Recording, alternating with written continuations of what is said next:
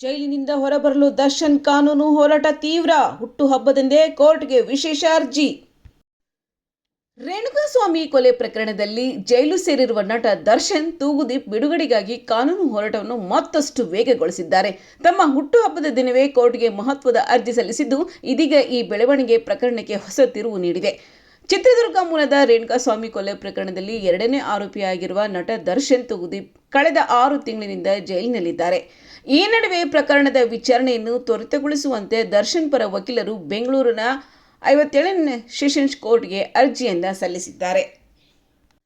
CrPC section 309 ಅಡಿಯಲ್ಲಿ ಸಲ್ಲಿಸಿದ ಈ ಅರ್ಜಿಯಲ್ಲಿ ಪ್ರಕರಣದ ವಿಚಾರಣೆಯನ್ನು ವಿಳಂಬ ಮಾಡದೆ ಡೇ ಟು ಡೇ ಆಧಾರದಲ್ಲಿ ಪ್ರತಿದಿನ ನಡೆಸುವಂತೆ ಮನವಿಯನ್ನು ಮಾಡಲಾಗಿದೆ.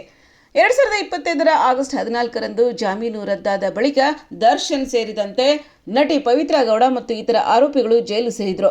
ಇದೀಗ ಜೈಲಿನಲ್ಲಿ 6 ತಿಂಗಳು ಕಳೆದಿರುವ ಹಿನ್ನೆಲೆ ವಿಚಾರಣೆ ವೇಗವಾಗಿ ಪೂರ್ಣಗೊಂಡರೆ ಮತ್ತೆ ಜಾಮೀನು ಪಡೆಯಲು ಅವಕಾಶ ಸಿಗಬಹುದು ಎಂದು ಲೆಕ್ಕಾಚಾರ ದರ್ಶನ್ ಪರ ತಂಡದಾಗಿದೆ. ಇನ್ನು ದರ್ಶನ್ ಹುಟ್ಟುಹಬ್ಬದ ದಿನವೇ ಈ ಅರ್ಜಿ ಸಲ್ಲಿಕೆಯಾಗಿದ್ದು, ಇದಕ್ಕೆ ಪ್ರಾಸಿಕ್ಯೂಷನ್ ಪರ ವಕೀಲರು ಆಕ್ಷೇಪಣೆ ಸಲ್ಲಿಸಲು ಸಿದ್ಧತೆ ನಡೆಸಿದ್ದಾರೆ ಎಂಬ ಮಾಹಿತಿ ಲಭ್ಯವಾಗಿದೆ. ಈಗಾಗಲೇ ಟ್ರಯಲ್ ಪ್ರಕ್ರಿಯೆ ಆರಂಭವಾಗಿರುವುದರಿಂದ ಕೋರ್ಟ್ ಮುಂದಿನ ತೀರ್ಮಾನ ಪ್ರಕರಣದ ದಿಕ್ಕನ್ನು ನಿರ್ಧರಿಸಲಿದೆ. ಒಟ್ಟಿನಲ್ಲಿ ಜೈಲಿನಲ್ಲಿ 6 ತಿಂಗಳು ಕಳೆದ ಬಳಿಕ ನಟ ದರ್ಶನ್ ಬಿಡುಗಡೆಗಾಗಿ ಕಾನೂನು ಹೋರಾಟವನ್ನು ಮತ್ತಷ್ಟು ತೀವ್ರಗೊಳಿಸಿದ್ದು, ಕೋರ್ಟ್ ತೀರ್ಮಾನ ಇದೀಗ ಕುತೂಹಲ ಕೆರಳಿಸಿದೆ.